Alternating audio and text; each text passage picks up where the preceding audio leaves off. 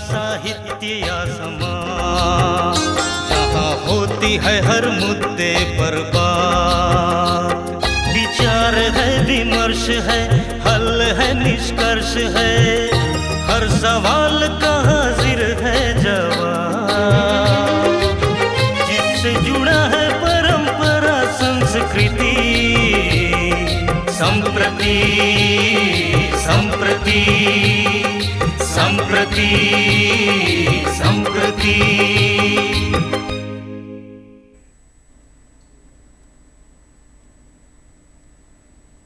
दर्शकों नमस्कार, संप्रति में आप सबों का स्वागत है। आज का कार्यक्रम कुछ खास है क्योंकि हम आज बात करेंगे चुनाव से संबंधित, और इसके लिए हमने अपने स्टूडियो में दो वरिष्ठ पत्रकारों को बुलाया हुआ है। आप हैं श्री सुरेंद्र लाल सोरेन साहब, और आप प्रेस क्लब के अध्यक्ष हैं श्री चंदन मिश्र। आप वरिष्ठ पत्रकार हैं। आप दोनों को ही हम वरिष्ठतम भी कहें तो कोई बात नहीं है। नहीं, इतनी ज़्यादा उम्र मत बढ़ाइए हमारी। बहुत बहुत स्वागत है आपका। स्वागत है। चुनाव में पत्रकारों का दायित्व विषय यही है सर। तो आपके हिसाब से सर हम कैसे चुनाव में पत्रकारों का दायित्व देख सकते हैं, क्या है? देखिए, वैसे तो चुनाव में अखबार या मीडिया के स्लॉट्स नहीं बढ़ जाते हैं। ऐसा नहीं है कि 24 घंटे के चैनल जो हैं वो 28 घंटे चल रहे होते हैं, या अखबार जो 20 पन्ने के या 15 पन्ने के निकलते हैं तो वो 30 पन्ने के नहीं हो जाते हैं। हाँ, कुछ विज्ञापनों को अगर उसमें शामिल कर लिया जाए, छोड़ दिया जाए तो, लेकिन दायित्व ज़रूर बढ़ जाते हैं। दायित्व बढ़ते हैं। हाँ, पन्ने नहीं बढ़ते या समय नहीं बढ़ता, लेकिन दायित्व ज़रूर बढ़ जाते हैं। और इसलिए दायित्व को अगर हम आचार संहिता से अगर हम जोड़ करके देखें या तो सब कुछ निर्भर करता है। वैसे तो आमतौर पर यह निर्भर करता है कि आपकी यानी पत्रकार की नियत और नैतिकता क्या कहती है, और नियत और नैतिकता से ही नीति बनती है। और जो भी कानून है या जिस भी तरह की नीतियाँ होती है या जैसे भी बातें होती है, तो आपकी एक सामान्य नैतिकता जो कहती है। अब नैतिकता की परिभाषा भी व्यक्ति अपने अपने तरीके से गढ़ ले तो बात अलग है, लेकिन एक सामाजिक नैतिकता, एक सामाजिक दायित्व जो होता है कि कौन सी बातें बताई जाए, कौन सी बातें कही जाए, कौन सी बातें ना बताई जाए, कौन सी बातें सुनकर अपने ही पास ही रख लें, तो ये डिपेंड करता है कि आपकी सोच कितनी दूर तक जाती है और आप उसका परिणाम किस तरह से निकालते हैं। तो चुनाव के वक्त ये इसकी परख जो है पत्रकारिता में एक बहुत ज़रूरी मसला हो जाता है, बहुत बड़ा ज़रूरी विषय हो जाता है। तो ऐसी स्थिति में कुछ गाइडलाइन बनाए गए हैं जो चुनाव आयोग की तरफ से कि आपको किस तरह की चीज़ें प्रकाशित करनी है या नहीं प्रकाशित करनी है। और इन सब चीज़ों को देखने के लिए संभाल करने के लिए MCMC की एक कमेटी बनाई जाती है, जिसका मैं भी मेंबर हूँ। इस लोकसभा के चुनाव के वक्त मैं समय नहीं दे पाया था, लेकिन विधानसभा चुनाव में उसके मेंबर के रूप में मैं हूँ। तो हर तरह के विज्ञापन या जो स्पीच सुनाए जाते हैं प्रचार वाहनों में या वीडियो फिल्में जो दिखाई जाती है, तो वो MCMC उसे अप्रूव करती है, देखती है कि इसमें कोई ऐसी तथ्य या कोई ऐसी बातें गलत तो नहीं है, या फिर उसमें ऐसी चीज़ें शामिल नहीं की गई है कि जो किसी दूसरे पार्टी को आहत करे। तो वो इस तरह की चीज़ें हैं। लेकिन पत्रकारिता में मेरा मानना है कि बहुत सामान्य तौर पर पत्रकारों को कुछ चीज़ों से बचनी चाहिए, और वो कुछ चीज़ें ये है कि अधिकता से, चाहे आपकी रिपोर्टिंग में हो, चाहे आपकी लेखनी में हो। यानी रिपोर्टिंग से मेरा संदर्भ है जब आप कैमरे से लाइव होते हैं या दर्शकों से रूबरू होते हैं, तो उसमें अधिकता से बचनी चाहिए। चाहे आप किसी पक्ष की तरफ खड़े हों या किसी के पक्ष की तरफ खड़े हों, दोनों में ही अधिकता की कमी रहनी चाहिए। तो ऐसी परिस्थिति में सबसे बड़ी बात यह है कि अभी हाल फिलहाल में एक नेताजी का बयान बड़ी सुर्खियों में आया था। तो मुझे लगता है कि जो दूसरी दल के लोग थे जिन्होंने शिकायत की इस बयान की, मेरा ख्याल है कि उस वक्त वहाँ वो मौजूद नहीं रहे होंगे। जाहिर है ये बात मीडिया के जरिए ही आई होगी कि फलां ने फलां को ऐसा कहा। तो फलां ने फलां को ऐसा कहा, तो इसके बीच में मीडिया की एक भूमिका रही, वरना ये बात नहीं आती। फलां अगर कहते वहाँ 20 लोग होते या 50 लोग होते या 100 लोग होते, बात वहीं तक ख़त्म हो जाती, या फिर वो बात अगर एक जुबान से दूसरे कान तक पहुंचते पहुंचते शायद अगले चुनाव तक की बारी आ जाती। इतनी तेज़ी से हाँ जुबान से कानों तक की बात की फैलती नहीं है। लेकिन जब तक उसमें मीडिया की भूमिका ना हो, और मीडिया की जब ये भूमिका शामिल हो जाती है तो ऐसे अपशब्द या ऐसे दुष्प्रचार वो इमीडिएट एक जगह से दूसरी जगह तक ट्रांसफ़र हो जाते हैं। तो मुझे ये लगता है कि इस बात का भी ख्याल रखना चाहिए कि अगर किसी नेता ने किसी के लिए अपशब्द कहा तो उसको प्रकाशित या तो उस शब्द को वहाँ से आप डाइल्यूट कर दें, या फिर अखबार में अब भी थोड़ी बहुत मर्यादा बची हुई है कि वो अपनी लेखनी में इन सब चीज़ों का जिक्र नहीं करते हैं, बस इतना कहते हैं कि अब शब्द कहा। अब शब्द को तलाशते रहिए कि आखिर में कहा क्या। लेकिन अब तो सीधे आप सोशल मीडिया के जरिए, सोशल मीडिया के प्लेटफॉर्म पर आप सीधे सुन सकते हैं कि उन्होंने कौन से अपशब्द का प्रयोग किया, वो अपशब्द भी आप डायरेक्टली सुन सकते हैं। जी। तो दर्शकों देखिए, बहुत खूब कहा सोरेन साहब ने कि नियत और नैतिकता अगर हो तो नीति का निर्माण होता है, और ये दोनों का संपुट किसी एक पत्रकार में दिखता है तो वो है चंदन मिश्र साहब। और ये अपनी लेखनी से बहुत इनकी जादूगरी हमने देखी भी है, सुनी भी है। तो अब इनसे पूछते हैं, चूँकि इन्होंने बहुत सारे चुनाव कवर किए हैं, देखे हैं। मिश्र साहब, तब का चुनाव और अब का चुनाव एक पत्रकार के दृष्टिकोण से आप इसको कैसे देखते हैं? सही सवाल किया आपने। दरअसल होता क्या है कि कई बार जो अभी जो हम संप्रति की बात कर रहे थे, तो जो वर्तमान में हो रहा होता है उसकी तुलना कहीं ना कहीं पृष्ठभूमि में चले जाइए तो पुरानी घटनाओं, पुराने जो इस तरह के हो चुके होते हैं, चुनाव के कार्यक्रम हो, मतदान हो, चुनाव प्रचार हो, ये सारी चीज़ें खुद ब खुद याद आने लगती हैं। तो मैं जब अभी सुरेंद्र जी को सुन रहा था, इन्होंने बड़े मनोयोग से कहा कि नियति और जो नीति है ये स्पष्ट होनी चाहिए। देखिए, ये तो सबसे पहली बात है, मौलिक बात है पत्रकारिता में। और हम लोग को याद है कि इस मामले में मैं थोड़ी सी बात को और थोड़ा विस्तारित कर दूं कि हमें थोड़ा बाइफर्केट करना पड़ेगा। जब हम लोगों ने पत्रकारिता शुरू की थी तो उस समय इलेक्ट्रॉनिक मीडिया का ये तेवर नहीं था। इलेक्ट्रॉनिक मीडिया में सोशल मीडिया तो हुआ ही नहीं करता, बिल्कुल, है ना।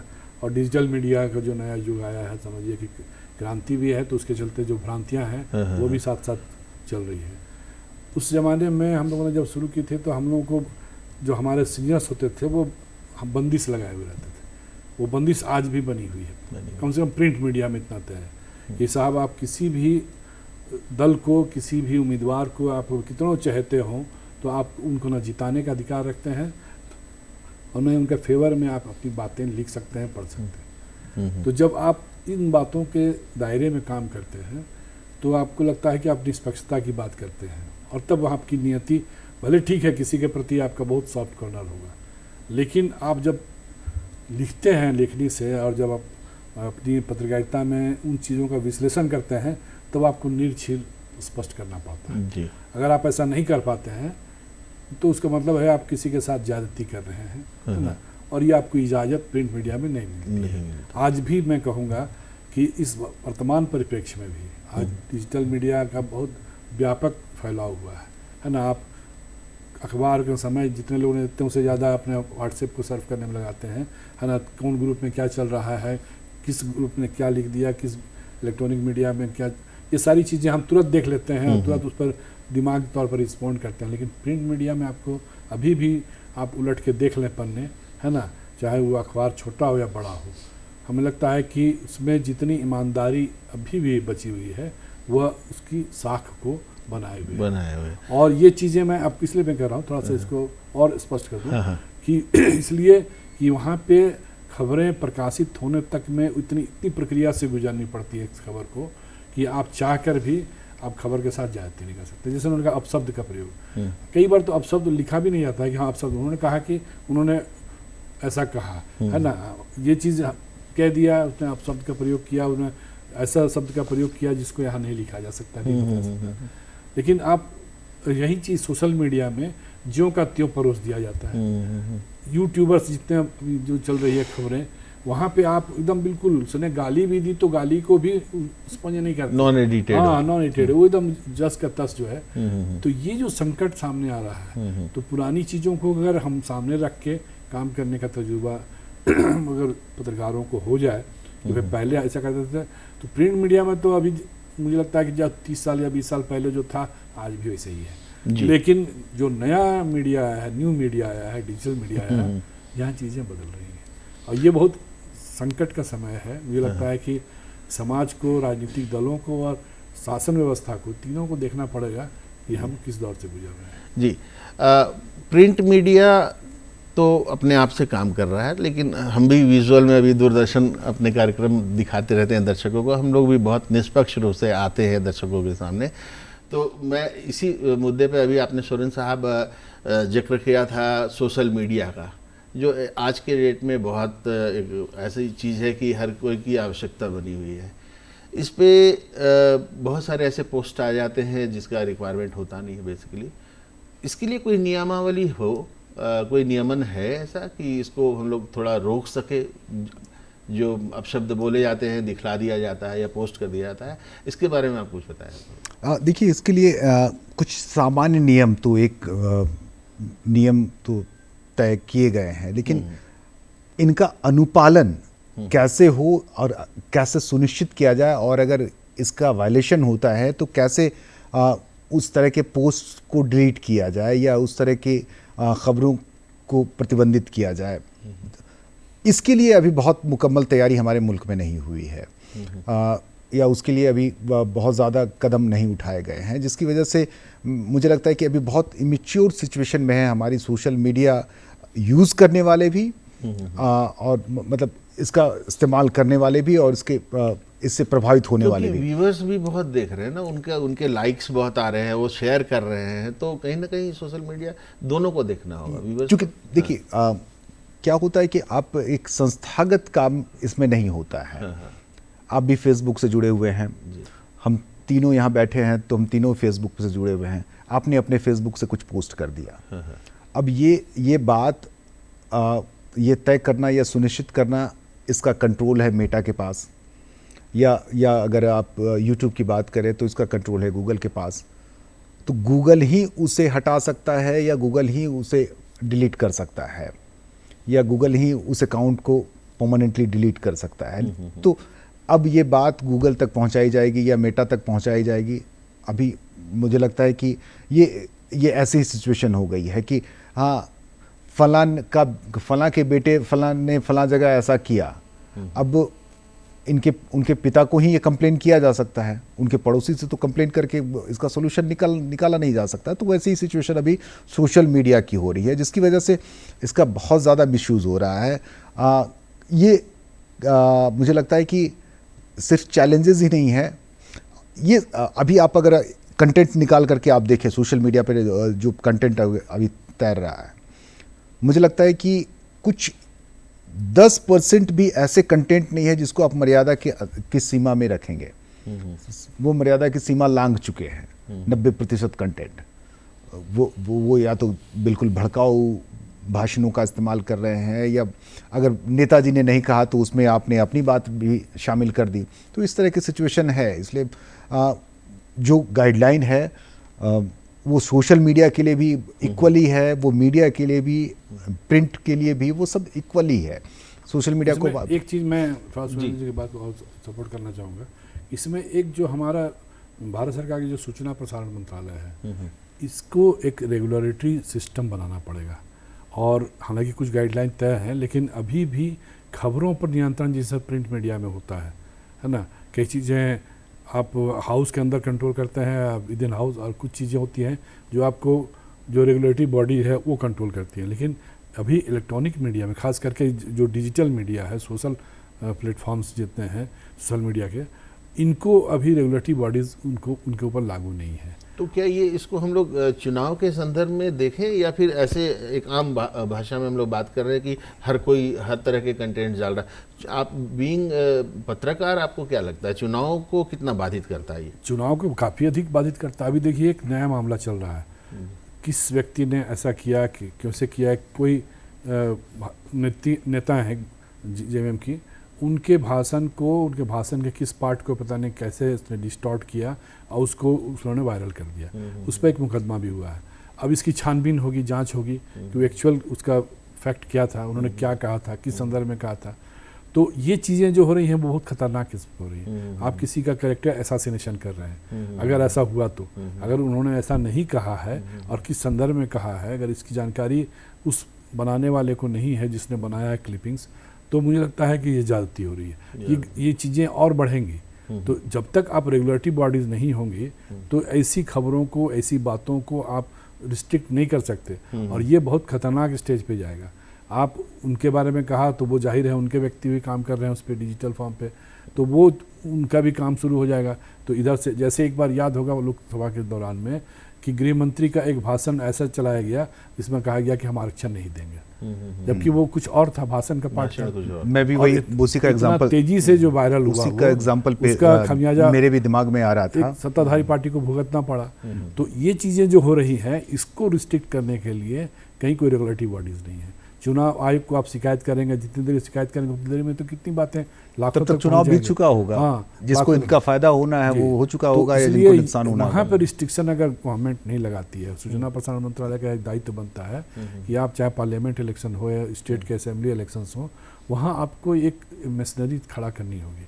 आप प्रिंट मीडिया पे तो आप नियंत्रण कर लेते हैं, लेकिन इस तरह के सोशल प्लेटफॉर्म को आप नियंत्रित नहीं कर पा रहे हैं, जिसका खामियाजा इसमें तो मुझे लगता है कि शायद आने वाले भविष्य में, दौर में ऐसा भी हो सकता है कि जिस तरह चुनाव के वक्त सारे लाइसेंसी हथियार जमा करवा दिए जाते हैं कोर्ट में, उसी तरह हो सकता है कि आने वाले दिनों में चुनाव के पहले सारे लोगों के अकाउंट जो है वो सस्पेंड कर दिए जाए, या मतलब उस वक्त के लिए, हाँ, चुनाव के बाद आप अपना फिर से अपना सोशल मीडिया यूज करें, ऐसा भी हो सकता है। जिस तरह से इसका मिसयूज हो रहा है, तो वैसा ही है। अब नेट को प्रभावित जिस रंग से कर दिया जाता है, भाई आप जो बवाल हुआ किसी शहर में किसी, तो 2 दिन तक नेट ठप हो जाता है। नेट को उसी ढंग से आप चुनाव तक जो है 15 दिनों तक कोई नेट काम नहीं करेगा आपका, अब अपना चलाइए। ये स्थिति भी लानी पड़ेगी अगर कोई नियंत्रित नहीं हो, नहीं माने, तो ये तो बहुत खतरनाक स्टेज पे जाती है बातें। सोरेन साहब, आप बताइए, एक पत्रकार होने के नाते अगर आपको मैं कहूँ कि पत्रकार को भी जागरूक करना चाहिए जनता को, जो आप लोग करते हैं, आप स्क्रीन में दिखते हैं, आप लोगों को बताते हैं, आप अपनी कलम से लिखते हैं, अपनी बातें रखते हैं, लेकिन जागरूक करना हो, अगर आपको ये जिम्मा, आप प्रेस क्लब के अध्यक्ष हैं, आपको ये जिम्मा मिले कि सारे पत्रकारों को भी आप जागरूक करें कि आपको क्या लिखना है, क्या सही कंटेंट जा रहा है, तो कैसे आप क्या करेंगे उसके लिए? देखिए, हमारा सिंपल मोड ऑफ एक्शन तो यही होता है कि जो नीतिगत चीज़ें हैं, जो गाइडलाइन है चुनाव आयोग की तरफ से, जो इलेक्शंस को लेकर के जो गाइडलाइन जारी की जाती है, वो मैं अपने मेंबर्स को शेयर कर देता हूँ, उसकी बहुत डिटेलिंग करके और सामान्य शब्दों में, भाषा में मैं उसे अपने मित्रों तक, अपने सहयोगियों और सदस्यों तक पहुँचाने की कोशिश करता हूँ। और अगर किसी की तरफ की ऐसी नज़र आती है तो मैं मित्रवत भी उनसे ये आग्रह करता हूं कि आपकी रिपोर्टिंग में कुछ चीज़ें जो हैं वो नैतिकता का, उसमें कोई तकाजा नज़र नहीं आ रहा है। तो ऐसी स्थिति में ये ज़रूर है कि अब क्या है कि पत्रकारिता की दुनिया वो राजधानी से लेकर के एक पंचायत तक बटी हुई है। तो ज़्यादा गुंजाइश हमारे जो राजधानी में है या फिर रांची शहर में है, तो उनसे बहुत ज़्यादा गलतियों की गुंजाइश उनसे नहीं रहती है। जोश में आकर या फिर वो जल्दी रिपोर्टिंग करनी है वाली सिचुएशन जब होती है, तो उस परिस्थिति में हमारे जो प्रखंड में या पंचायत में या तहसील में जो पत्रकारिता कर रहे हैं, उनकी तरफ से इसकी भूल की गुंजाइश होती है। लेकिन ये अभी जब अखबार की दुनिया में जो वहाँ से जो मटेरियल्स आते हैं, तहसील के जो पत्रकार लिख करके भेजते हैं, तो फिर वो राजधानी में बैठे हुए कॉपी एडिटर उसकी कॉपी को सही करते हैं। फिर जब प्रकाशित करने की स्थिति में जाता है तो एक बार और उन्हें रीचेक किया जाता है, फिर एडिटर ये हेडलाइन तय करते हैं। लेकिन अब फिर बात वही हो जाती है कि सोशल मीडिया के ज़माने में ये हो नहीं पा रहा है। ये हो नहीं पा रहा है। और दूसरी बात है कि ये तो फिर भी प्रिंट मीडिया में हो पा रहा है जी। विजुअल से आपका संबंध सीधे सीधे विजुअल से कई वर्षों से रहा है, तो इसमें कैसे चेक कर सकते हैं? इसमें देखिए, चुनाव, हमारा मुद्दा तो चुनाव है। ये चुनाव में ऐसी अनर्गल बातें ना आए जिससे बाधित हो, जिससे जनता गुमराह हो, किसी एक प्रत्याशी की ओर ज़्यादा झुकाव अकारण हो जाए। तो उसको चेक करने के लिए मेरा संदर्भ यही था इस प्रश्न का कि आप कैसे अपने पत्रकारों को जो आपसे नीचे आ रहे हैं, अब बढ़ रहे हैं, आपके तरफ जा रहे हैं, उनको कैसे समझाते हैं? देखिए, विधानसभा, चूंकि विधानसभा और झारखंड की मतलब लोकसभा और झारखंड की विधानसभा चुनाव दोनों के बीच में बहुत 3-4 महीने का अंतराल रहता है। तो लोकसभा चुनाव के वक्त हमने 2-3 वर्कशॉप करवाए थे अपने प्रेस क्लब में। एक वर्कशॉप तो जिसमें साइबर सिक्योरिटी में उनकी महारत हासिल है, बड़े नामचीन है विनीत कुमार जी, मैंने उन्हें आमंत्रित किया था कि जो गलत खबरें होती है तो उसका फैक्ट फाइंडिंग कैसे किया जाए, चेक कैसे किया जाए, कि ताकि हमारे जो पत्रकार हैं वो कम से कम उसके टूल्स ना बन सके। अब कुछ लोग कहते हैं कि नालंदा विश्वविद्यालय को मुगलों ने जला दिया था या फलां ने जला दिया था, तो कुछ लोगों ने कहा कि फलां ने जला दिया था। आपको याद होगा कि वो मसला बड़ा प्रचलित हुआ था। फिर इसके बाद कुछ लोगों ने उसके तथ्य सामने रखे कि नालंदा विश्वविद्यालय कैसे नष्ट हुआ। हाँ, कुछ दूसरी जाति और बिरादरी के समुदाय को या उसके शासक को इसके लिए जिम्मेदार ठहराया। तो इस तरह की जब खबरें आती है तो कैसे आप उसका फैक्ट चेक करें, तो उसके लिए जो वेबसाइट्स हैं या उसका जो तरीका है, इन सब चीज़ों से वर्कशॉप के ज़रिए हम लोगों ने अवगत कराया। और ये हमारी कोशिश रही लोकसभा चुनाव के, तो बस 2-3 महीने पहले ही हुए, लोग मेरे ख्याल से अभी भूले नहीं होंगे।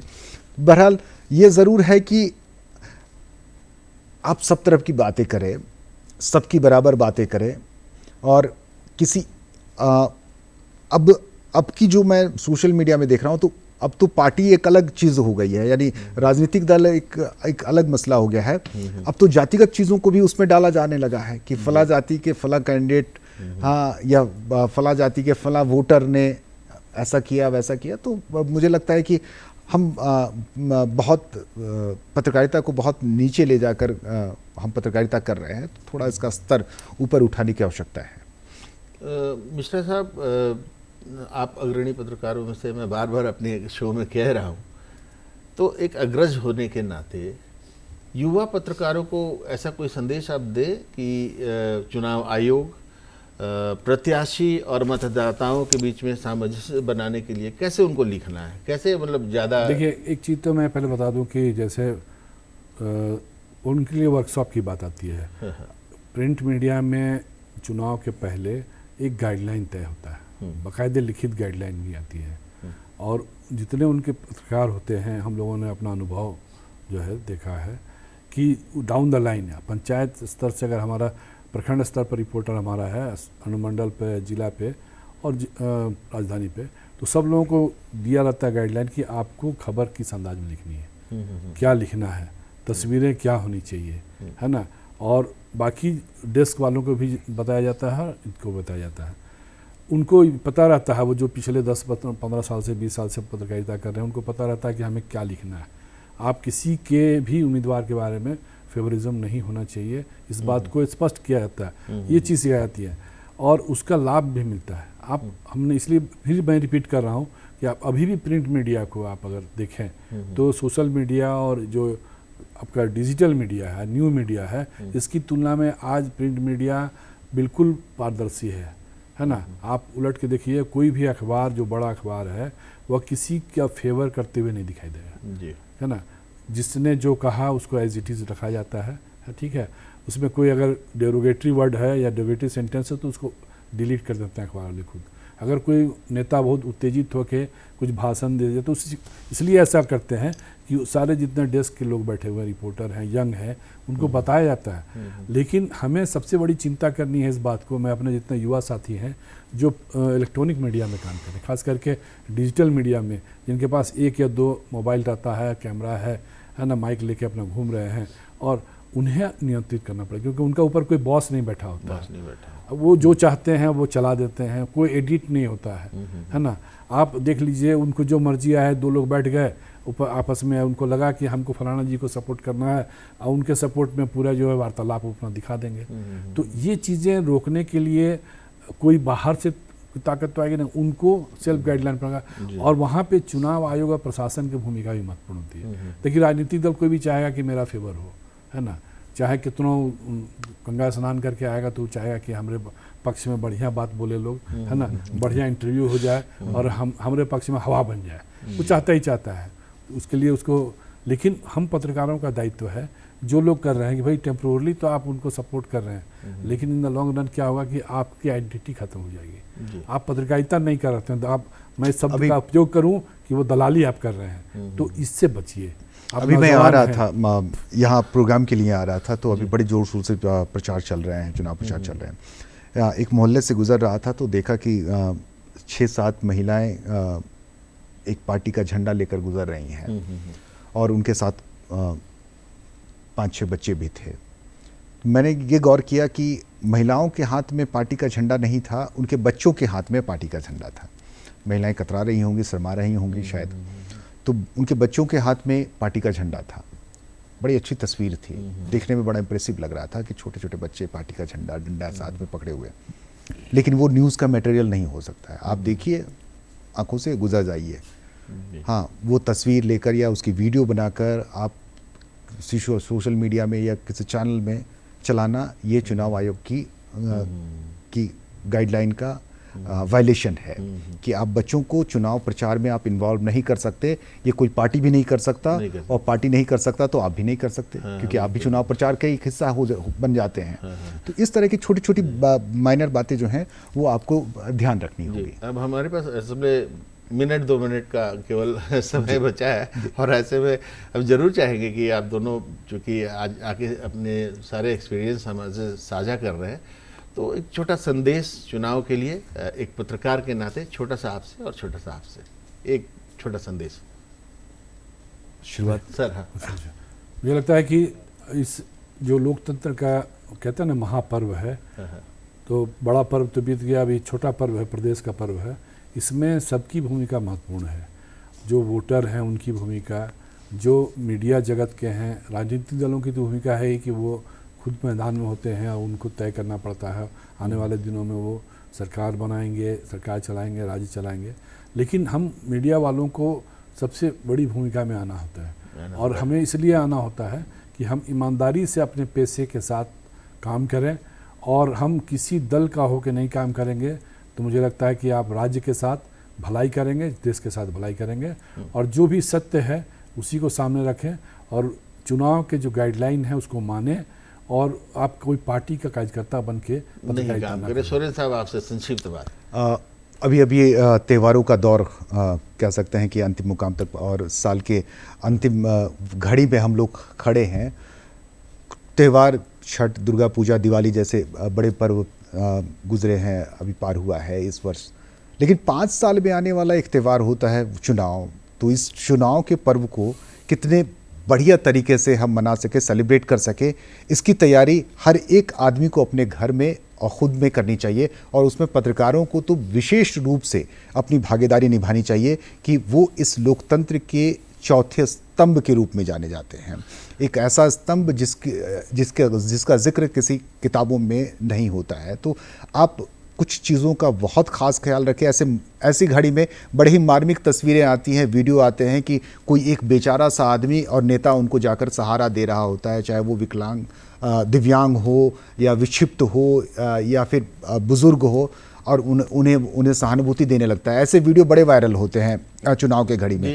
इसी के भी साथ आपको रोकना पड़ेगा, समय की कमी है हमारे पास, समाप्ति की ओर बढ़ना होगा। विदाई लेते हैं आपसे, अगली बार फिर भी लेंगे संप्रति में। नमस्कार, धन्यवाद।